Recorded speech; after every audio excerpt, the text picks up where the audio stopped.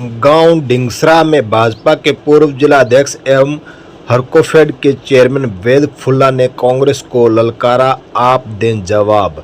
गांव डिंगसरा में भाजपा के पूर्व जिलाध्यक्ष एवं हरकोफेड के चेयरमैन वेद फुल्ला का वीरवार सायं ग्रामीणों ने जोरदार स्वागत किया। वे सबसे पहले गांव डिंगसरा स्थित बाबा मनसागढ़ धाम में पहुंचे, जहां से पूजा अर्चना करने के बाद जैसे ही गांव के चौक में रखी जनसभा के लिए चले तो उनके आगे विशाल मोटरसाइकिलों के काफिले के साथ युवाओं ने अगुवाई की। विधानसभा चुनाव के तारीख के ऐलान के चलते भाजपा के मेहनती कर्मठ सिपाही की भांति कार्य करने वाले वरिष्ठ नेता, भाजपा के पूर्व जिलाध्यक्ष एवं हरकोफेड के चेयरमैन वेद फुल्ला का ग्रामीणों ने जबरदस्त स्वागत का कार्यक्रम जगह जगह करना शुरू कर दिया है। वे गांव में भाजपा शासन में किए कार्यों का जहां प्रचार कर रहे हैं, वहीं उनके आगमन पर ग्रामीणों में भारी उत्साह देखने को मिल रहा है। वेद फुल्ला की लोकप्रियता गांव में इस कदर देखने को मिल रही है कि न केवल ग्रामीण बल्कि खेल ग्राउंड में खेल रहे बच्चे भी गांव में उनके आने की सूचना पर पंडाल में पहुंच उनसे मिलने पहुंचे। डिंगसरा गांव के चौक में रखे इस कार्यक्रम में भीड़ इतनी जुटी कि पंडाल खचाखच भर गया। इस जनसभा को संबोधित करते हुए भाजपा के पूर्व जिलाध्यक्ष एवं हरकोफेड के चेयरमैन वेद फुल्ला ने चुनावी माहौल में कांग्रेस को आड़े हाथों लेते हुए कहा कि भाजपा के शासन का हिसाब मांगने वाले को हम नहीं, जनता देगी हिसाब किताब। उन्होंने कांग्रेस को ललकारा, आप दो जवाब। आपने सत्ता के किस तरह उपयोग किया? भाजपा के इस 10 साल के कार्यकाल व कांग्रेस के 10 साल के कार्यकाल में जो हुआ, मैं एक छोटा सा भाजपा का सिपाही, बीच चौपाल हर बात को खुलकर रखता हूं। कांग्रेस का कोई नेता उनके सवालों का जवाब देकर दिखाए। इस दौरान वेद फुल्ला काफ़ी जोश में दिखाई दिए। उन्होंने पत्रकारों से भी बातचीत की और यहां पर पगड़ी पहनाकर ग्रामीणों ने उनका भव्य स्वागत किया। जिस तरह से वेद फुल्ला गांव में लोगों से मिल रहे हैं, यहाँ वे बच्चों से भी मिल रहे हैं। इस तरह से लोगों के बीच उनकी लोकप्रियता लगातार बढ़ रही है। इस दौरान जो वेद फुल्ला ने कहा, उसके बारे में पूरी रिपोर्ट हमने बनाई। देखें यह पूरी वीडियो रिपोर्ट।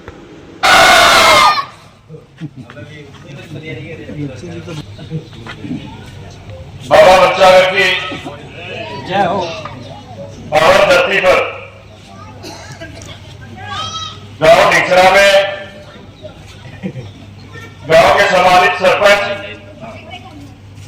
सुभाष मोड़ जी, गांव के पूर्व सरपंच जसवंत सिंह जी, सुभाष जाखड़ जी, पूर्व सरपंच महेंद्र मेहरा जी, निशान सिंह जी, गौशाला के प्रधान बलराज गुड्डी जी, शंकर लाल जी नंबरदार, राधेश्याम जी राव, ओम प्रकाश जी फौजी, रणवीर गहलोत जी, केंद्र बघेला जी, मांगेराम जी सुधार, शेर सिंह जी पार्टी के मेरे साथ आए।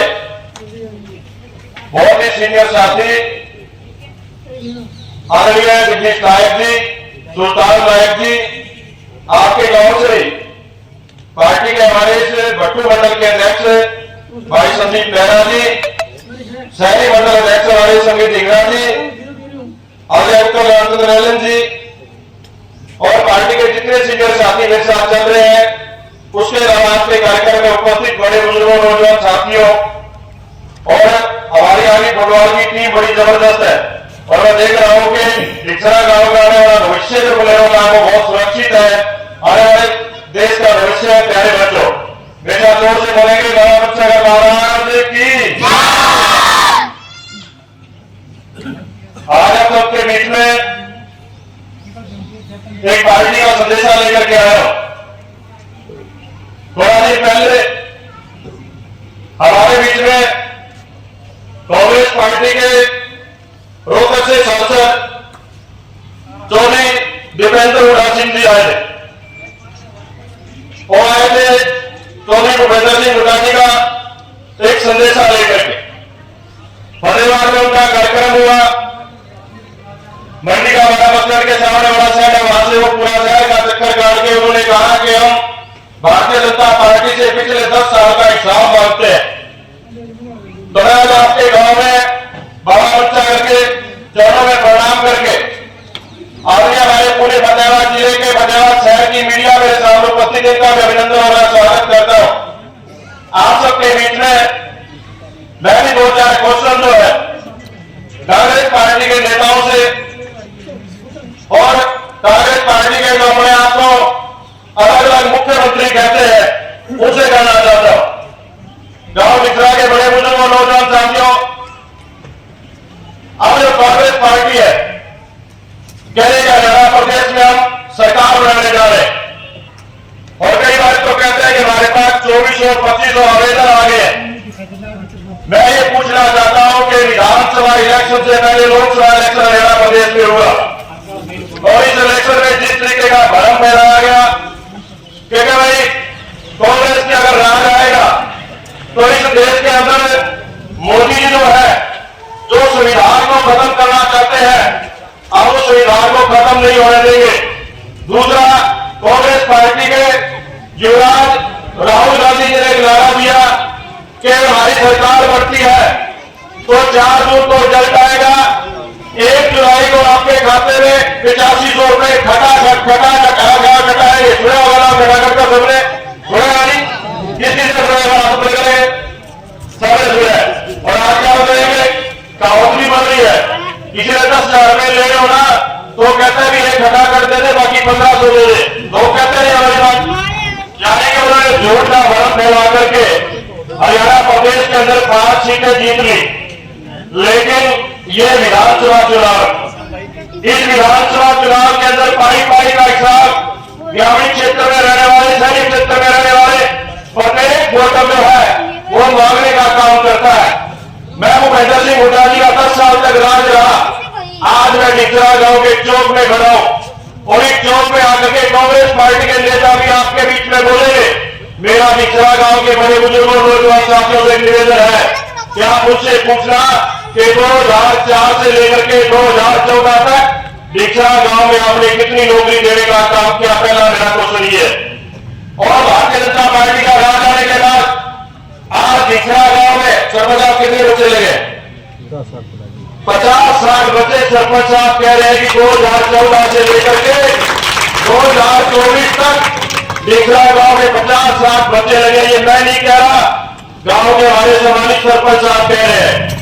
अगर पिछले साल आगे मोदी जी की सरकार में, नारायण रेड्डी जी की सरकार में डिगरा गांव से 50-60 बच्चे लग सकते हैं तो 2004 से लेकर के 2014 तक डिगरा गांव के बच्चे क्यों नहीं लग सकते थे? ये मेरा पहला सवाल है कि वो बच्चे कहां, उनकी नौकरियां कहां चली गई? आप जानते हैं कि वो नौकरियां किन्हों ने ली?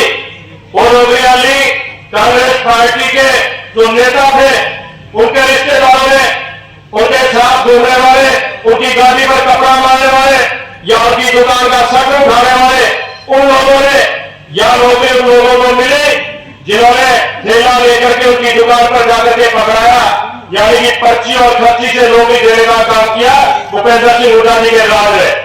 उसके बाद में मेरा अगला क्वेश्चन यह है, आज मेरे सामने बड़े बुजुर्ग बैठे हैं, बड़े बुजुर्गों में जो तनखा है वो गांव में भी लालजी ने 1987 में बनाने का काम किया था और जब हमारा राज आया हरियाणा प्रदेश में तो 2014 के अंदर हम 87 से लेकर के 2014 तक का अगर जिक्र करें तो 27-28 साल हो जाते हैं। इस 27-28 सालों के अंदर बुजुर्गों की जो पेंशन थी वो 100 रुपए से 750 रुपए होने का काम किया सिर्फ, यानी कि भूपेंद्र सिंह हुड्डा जी के राज तक बुढ़ापा पेंशन 750 रुपए थी। आज भारतीय जनता पार्टी का 2014 में राज आया। आज मेरे सामने बड़े बुजुर्ग बैठे हैं, एक बार बड़े बुजुर्ग पंखा लेते हैं, आंकड़ा कराने जो तक खा लेते हैं। आज बीजेपी के राज में 750 से लेकर के 3000 रुपए देने का काम किया है तो नारायण जी की सरकार ने और मोदी जी की सरकार ने किया। अगर हम कर सकते थे तो वो क्यों नहीं कर सकते थे? डिगरा गांव में जो आएंगे ये भी उनसे पूछना है कि भाई आपकी संपत्ति जब 2014 में आपने नॉमिनेशन भरा था वो कुछ करोड़ों में थी,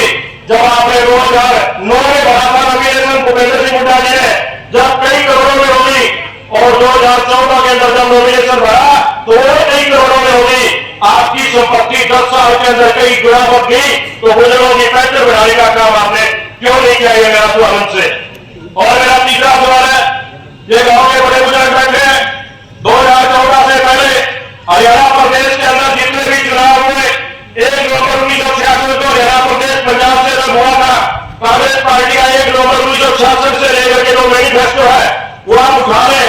उस मैनिफेस्टो में हर बार एक बात कही जाती थी कि हरियाणा में हमारा राज बना दो, हम लोग 24 घंटे बिजली देने का काम करेंगे।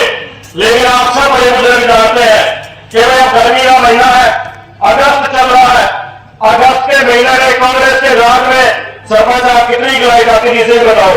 गांव में 3 घंटे 4 घंटे, और हम लोग 4 घंटे 3 घंटे भी टुकड़ों में आती थी। हम लोग बिजली घर में जाकर के कहते कि भाई सवेरे गिलोरा होता है, उस टाइम तो भाई छोड़ दिया करो, शाम को 12 घंटे पहले रोटी पोती है, उस टाइम तो भाई छोड़ दिया करो। यानी कि वो सिर्फ गप्पेबाजी और घोषणा करके आप लोगों का वोट मिलने का काम करते थे। लेकिन आज हरियाणा प्रदेश में 2014 से बीजेपी का राज है। गांव डिक्सरा के बड़े बुजुर्गों को बताओ कितने घंटे लाइट आती है? कितने घंटे आपके? 24 घंटे। 24 घंटे लाइट आती है। 24 घंटे लाइट 2014 से लेकर के 2024 तक आ सकती है, तो 2002-4 से लेकर के 2014 तक क्यों नहीं आ सकती थी? ये काम जो था कौन कर रहा था? ये काम उनको आप लोगों के वोट लेने का, सिर्फ 10 का वोट लेकर के जाकर के सिर्फ अपनी जेब भरने का वो काम करते थे। आज हरियाणा प्रदेश के अंदर चौमुखी विकास करने का किसी ने काम किया है तो नायब सिंह जी की सरकार ने और मोदी जी की सरकार ने किया है। मैं आपके बीच में एक बात और कहना चाहता हूं, वो ये गांव के बड़े बुजुर्गों हम 2 तरह की खेती करते हैं। पहली खेती हमारी होती है हमारे बच्चे। आज मेरे सामने डिक्सरा गांव का भविष्य भी बैठा है, वो गांव में खेलते हुए मेरी गाड़ी लेकर के आए। ये बच्चे बड़े होंगे, हम क्या सोचते हैं कि बड़े होकर के हमारे सारे सपने पूरे करेंगे। हम लोग अपना रुपया टुका पे लगा करके उनको पढ़ाने का काम करते हैं और पढ़ा करके अपना भविष्य देखते हैं कि जब कामयाब होगा तो मेरे सपने पूरे होंगे। इस खेती का लालन पालन करने का किसी ने काम किया है तो नायब सिंह जी की सरकार ने और मोदी जी की सरकार ने किया है। आपके गांव में जो बच्चे नौकरी लगे हैं, वो लोग बच्चे जो है पढ़ लिख करके योग्यता के भार पर लगे हैं। आज माँ बाप जो है इस मान किस्मत शिक्षा के साथ बैठा है, अगर बीजेपी की सरकार है तो मेरे बच्चों का भविष्य सुरक्षित है। अगर कांग्रेस का राज आ गया तो गलती से भी अगर आ गया तो आप देखिए 2014 से लेकर के 2004 तक आपके गांव में कितने बच्चे लगे थे। आने वाले समय में भी बापा आएगा, तारीफ बाजेगी, ये किसी ने नौकरी नहीं देंगे, नौकरी मिलेगी पर्ची और खर्ची से। और दूसरी खेती जो मैं कहता हूं आपके बीच में, मैं ये छोटे से जमींदार का बच्चा हूं और मेरे भाई बाप दादा भी बहुत सारी खेती करके आए हैं। 2014 से पहले एक दिन मैं टीवी के डिबेट में था, डिबेट में कांग्रेस पार्टी के नेता गौरी प्रसाद सिंह जी घेरा जी, इन्होंने भी तरफ से सुनेरा चौटाला जी, बबली जी जसपा की तरफ से, आम आदमी पार्टी की तरफ से हनुमान जी, और मैं अपने बीजेपी की तरफ से था। जब पत्रकार ने पूछा कि भाई आपके राज्य में किसानों के लिए आपने क्या करने का काम किया, तीनों ने हाथ खड़े कर दिए, बोला बीजेपी वालों ने कुछ नहीं किया, बीजेपी वालों ने कुछ नहीं किया। मैंने कहा कि आप कांग्रेस पार्टी के, जसपा पार्टी के, आम आदमी पार्टी के नेता हो। आम आदमी पार्टी की पंजाब में सरकार चल रही है, दिल्ली में सरकार चल रही है। जसपा भी पहले राहुल देवीलाल जी के साथ उनके प्रकाश चौटाला जी के पोते की कोई पार्टी है और कांग्रेस पार्टी का भी राज रहा है। मैंने कहा आप हिसाब दीजिए और हम हिसाब देंगे। आज गांव डिक्सरा के अंदर अगर कांग्रेस पार्टी का कोई नेता है तो आप 2014 से पहले बैंक की कॉपी ले आना और 2014 के बाद की बैंक की कॉपी ले आना। मैं कुछ नहीं कहता, दोनों बैंक की कॉपी लाकर के कांग्रेस पार्टी के नेताओं को दिखा देना। 2004 से लेकर के 2014 तक आपके खाते में फुट्टी कोड़ी भी कांग्रेस ने डाली हो तो मैं जवाब देने के लिए तैयार हूं। और मोदी जी का राज आने के बाद, नायब सिंह जी का राज आने के बाद 2014 से लेके 2024 तक राजे साहब भाई बता पाएगा मैं कितने पैसे आए हुए, कितने आए जी बताओ जी। मैं नूर हो गया, मैं नूर हो गया, अपने बैंक की कॉपी ले आओ और बैंक की कॉपी का हिसाब सामने आ जाएगा कि कौन से राज में कितने कितने पैसे जिसके खाते में आए। मेरा आपके बीच में यही कहना है कि आप बड़े बुजुर्ग बैठे हैं, गाँव का भविष्य बैठा है मेरे सामने। आने वाले समय में चुनाव है और इस चुनाव हमारे बीच में किशोरीलाल नारायण जी आए। जोरदार तालियों से इनका अभिनंदन और स्वागत करें। आप पंचायत के प्रधान, मेरा आपके बीच में एक ही सवाल है। गांव के बड़े बुजुर्गों, ये कांग्रेस पार्टी के लोग बरगलाने के लिए आपके बीच में आएंगे, कहेंगे बीजेपी वालों ने ये कर दिया, बीजेपी वालों ने वो कर दिया। ये सुभाष मोड़ जी बैठे हैं, आपके वर्तमान के सरपंच, इससे पूर्व के सरपंच भी आपके भारतीय जनता पार्टी के हमारे साथी है।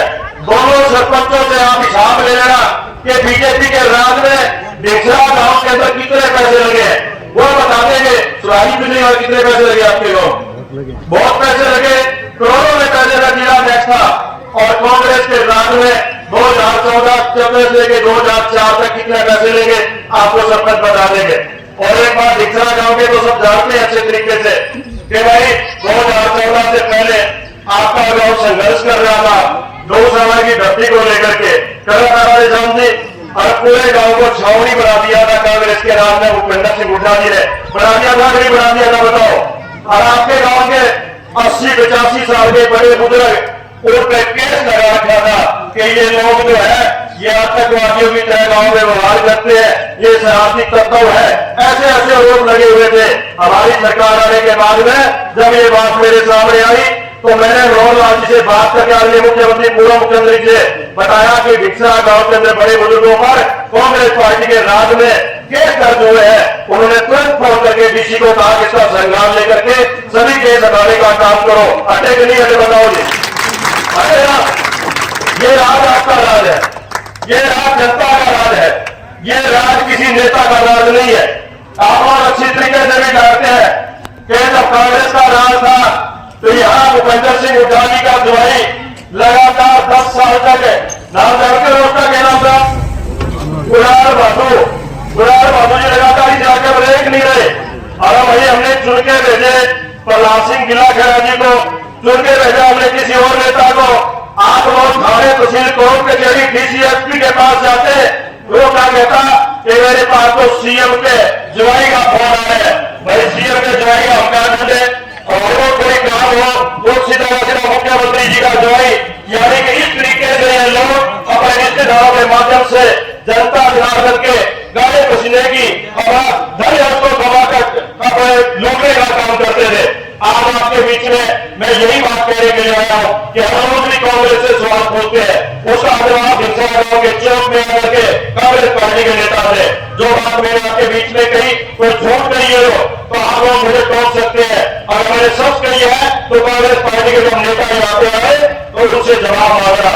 एक बात और कहना चाहता हूँ, अगर कांग्रेस पार्टी आए तो अपने नेताओं से भी 20-20 हजार रुपया लेकर के आवेदन करावे। आपके नेता ने भी खड़ी हुई टिकट कौन दे, आपने कोई खरीद चीज लेने लगे बताओ, लेने लगे? यानी कि कांग्रेस पार्टी का किसी ने आवेदन करना हो उसके लिए पहले 20 हजार रुपये देने पड़ते हैं। यार भाई कोई गरीब आदमी किसी के मन में कोई इच्छा हो वो कहां से लेके आए? यानी वहां पैसे वालों का बोलबाला है, यहाँ बोलबाला सेवादारों का है, जनता की सेवा करने वालों का है। तो मेरा आपसे निवेदन कि आपने यहाँ बड़ी संख्या में आकर के मेरा और मेरे सभी साथियों का आपने मान बनाया, फूल मालाओं से आपने स्वागत किया। और आने वाले समय के अंदर भी जब मेरे चुनाव होंगे 10वें महीने की 1 तारीख को चुनाव है, आप जब बटन दबाने जाओ अपनी बहुमुख खेती गांव के अंदर भाई हम सब कुछ सहन कर लेते हैं, हम लोग सारा चोट घटा गाथा जो सहन कर लेते हैं, लेकिन अपना भविष्य जो हमारे बच्चे और 6वें महीने जिस खेती को हम बोलते हैं और वो मंडी में जाकर के सही मिल जाए, भाव सही मिल जाए, किसान और मजदूर के लिए से कोई बड़ी बात नहीं होती। इन दोनों खेतियों को बचाने का किसी ने काम किया है तो मोदी जी और नायब जी की सरकार ने किया है। आने वाले समय में ढिंगसरा से भाई माता से और किसी को और नायब से को फिर आशीर्वाद देकर के हरियाणा का दूसरी बार नायब जी को मुख्यमंत्री बनाएंगे। और एक निवेदन मेरा और है, आप लोग नायब शहरी जी को कभी मिले, हमारे हरियाणा के मुख्यमंत्री है, लैंडलाइन पर रात को 12 बजे फोन करो उनके नंबर पे कि मुख्यमंत्री जी सुबह मिल रहा है। अगर वो सीएम हाउस में होंगे तो कहते आ जाओ जी मिलने खातिर, कोई रोक टोक नहीं। कांग्रेस के राज में भूपेंद्र सिंह हुड्डा जी को मिलने के लिए पहले कहीं जाकर के मथा टेकना पड़ता था, फिर सीएम से मिलना पड़ता था। ऐसा नायब श्रेणी हरियाणा में पहली बार जनता जनार्दन की सेवा करने वाला एक आम घर से पैदा होकर के मुख्यमंत्री के पद तक पहुंचने वाला नेता आपके बीच में आया है। ऐसे नेता को मत खो देना। एक बात कह करके अपनी वाणी को विराम दूंगा। कई बार अपने को लग जाता है कि भाई ये कांग्रेस वाले जो है पता नहीं क्या कर देंगे। हम लोग तीसरी चौथी क्लास में लक्ष्मी बंजारा की एक कहानी पढ़ा करते थे। कहानी क्या थी? लक्ष्मी बंजारा के बेटा बड़ा बेटा हुआ और वो बेटे को अपने घर में छोड़ के अपने कुत्ते के पास चला गया। मेरे कुत्ते ने उसकी झाल खड़ा है मेरे बच्चे की, मैं लकड़ी काट के लाता हूँ। और वो लकड़ी काटने चला गया, पीछे से सांप निकल गया। सांप को देखते ही कुत्ते ने सांप को मार दिया और मार के लोग जेल में आगे बैठ गया कि मेरा मालिक आएगा और मेरे को देखेगा मैंने सांप मार दिया, शाबाशी देगा। लक्ष्मी बंजारा लकड़ी काट के आया और दूर से देखा कि कुत्ते के मुंह में खून लगा हुआ है। उसने तीर चला करके कुत्ते को मार दिया और घर में जाके देखा तो सांप मरा हुआ था, बच्चा खेलने लगा था। उन्हें मौका पड़ गया कि मैंने बड़ा गलत काम कर दिया। गलती से भी कांग्रेस का राज ले लक्ष्मी बंजारे के लिए रोग अपना कामन नौकरी कोई को लगा लो, ये ले लेगा सारा कांग्रेसी। इसलिए ध्यान रखना इस बात का। इन्हीं शब्दों के साथ आप सबका बहुत बहुत धन्यवाद। नमस्कार, इतनी गर्मी में आप लोग आए। मैं तो आप सब लोगों के बीच में लगातार पिछले 10 साल से भारतीय जनता पार्टी का राज आया है। तब से मैं पिछली बार जिलाध्यक्ष के रूप में पार्टी के एक सिपाही के रूप में लगातार जनता के बीच में जाकर के जो काम भारतीय जनता पार्टी ने किए हैं पिछले 10 साल में, उन कामों को जनता के बीच में ले जाकर के उनके बीच में रखना। और जो कांग्रेस पार्टी जो आज भ्रम फैलाने का काम करी, जैसे उन्होंने लोकसभा में कहा कि हम लोग खटाखट 8500 रुपये हर महीने देने का काम करेंगे, और ये जो संविधान वाली बात उन्होंने फैलाई, अब ये लोग हमारे से सवाल पूछने का काम कर रहे हैं। तो हम लोग भी उनसे सवाल पूछते हैं कि पिछले 10 साल के अंदर जब भूपेंद्र सिंह हुड्डा जी का राज रहा तो तब ये इस इलाके की नौकरी कहाँ चली गई थी, इस इलाके का विकास कहाँ चला गया था, इस इलाके की लाइट कहाँ चली गई थी, ये सब हम लोग उनसे पूछते हैं, उनका जवाब दें। इसी मद्देनजर आज मैं ढिंगसरा गांव के अंदर आज जनता से अपने गांव निवासियों से राम करने के लिए अपनी बात रखने के लिए आया। कैसा माहौल देखने को मिल रहा है गाँव में? बहुत अच्छा माहौल मिल रहा है। आप सब लोग देख रहे हैं कि मैं अकेला नहीं कि आप सब लोग आज भारी संख्या में मेरे मित्र साथी सब लोग आए हैं। आप लोग सब गाँव वालों से आप बातचीत करें, वो खुद बता देंगे कि किस तरीके से आज गुंडा राज से जो खास करके जो ये धोले कपड़े वाले जो अपने कार्यकर्ताओं के माध्यम से अपने रिश्तेदारों के माध्यम से सरकारी संपत्तियों पर बैठ करके उनको लूटने का काम करते थे, पिछले 10 साल में आम जनता के लिए जिस तरीके से भारतीय जनता पार्टी के दरवाजे खोल रहे हैं। और खास करके हम नायब श्रेणी जी आदरणीय मुख्यमंत्री जो हैं 24 घंटे 365 दिन लगातार से अपने हरियाणा की जनता की सेवा करने का काम कर रहे हैं। कांग्रेस के लोग जो है 10 साल के आपसे हिसाब मांग रहे हैं, आपके जो कार्य कैसे देखते हैं? नहीं, मैं भी ये कह रहा हूँ कि 10 साल का वो हिसाब मांग रहे हैं, हम हिसाब देने के लिए तैयार हैं। मैंने आप सब लोगों के बीच में खड़े होकर के हमारे 10 साल के काम गिनाए हैं, और कांग्रेस पार्टी के लोग आकर के भी पिछले 10 साल में उन्होंने जो काम किया वो गिनाए, दूध का दूध पानी का पानी हो जाएगा। वेद फुल्ला जी, लगातार आप एक्टिव रहे हैं और टिकट को लेकर कितने आश्वस्त है, क्योंकि अब टिकट वितरण जो है वो होने वाला है बीजेपी? भारतीय जनता पार्टी का मैं सिपाही हूँ, और जब चुनाव होता है तो चुनाव के दौरान जो सब कार्यकर्ता अग्रणिक पंक्ति में काम करते हैं तो उनकी इच्छा भी होती है कि पार्टी उनको टिकट दे और टिकट दे करके चुनाव लड़ाए। तो मेरी भी इच्छा है कि भारतीय जनता पार्टी फतेहाबाद से मुझे टिकट दे, मैं चुनाव लड़ूं। टिकट जब डिक्लेयर होगी हम सब लोग मिल करके, अब हम सब लोग कमल के फूल के लिए लगे हुए हैं। अब 90 की 90 विधानसभाओं पर कमल का फूल ही हमारा उम्मीदवार है, उसका हम प्रचार करें। अगर आपको मौका मिलता है यहाँ विधायक बनने का तो प्राथमिकताएं क्या रहेंगी आपकी? हमने 10 साल में खूब काम किए हैं, और इन 10 सालों के काम के दौरान जो भी काम कोई छूट के हमारे से तो उन कामों को फिर प्राथमिकता के आधार पर पूरा करने का काम करेंगे। खास करके जिस इलाके में हम खड़े हैं यहाँ सेम की बहुत बड़ी समस्या है। भट्टू से आगे तक हम जाएं तो लगातार किसान भाई जो है सेम के इलाके से ग्रस्त हैं। हमने पिछले 10 साल के अंदर काफी प्रयास किया है कि वहाँ पंप लगा करके पानी निकाल करके समस्या का निवारण किया जाए। तो मेरी प्राथमिकता रहेगी कि हम लोग मिल करके, हमारी सरकार जब नहीं आएगी, इस समस्या का निवारण जल्दी से जल्दी करके किसान भाई को इस समस्या से निवारण कराएं। मौजूदा विधायक के 5 साल का जो कार्यकाल है उसको कैसे देखते हैं, कितने नंबर देते हैं? बहुत अच्छा कार्यकाल रहा है। भारतीय जनता पार्टी जो काम करती है वो नीतियों के माध्यम से काम करती है। हम जितनी नीतियां बनाते हैं सब लोग विधायकों का हमारा उसमें योगदान रहता है, क्योंकि विधायकों के माध्यम से सरकार बनती है। तो अच्छा काम रहा है, मैं उसको अप्रिशिएट करता हूँ। कार्यकर्ताओं का, बीजेपी के जो कार्यकर्ता है उनका अच्छा समर्थन आपको मिल रहा है, तो कहा जा सकता है कि इस बार टिकट आपकी गोली में आ सकती है? मैं तो आ जाए तो ये मांग रहा हूँ, मुझे पार्टी टिकट दे। ठीक, आप सबका बहुत बहुत धन्यवाद।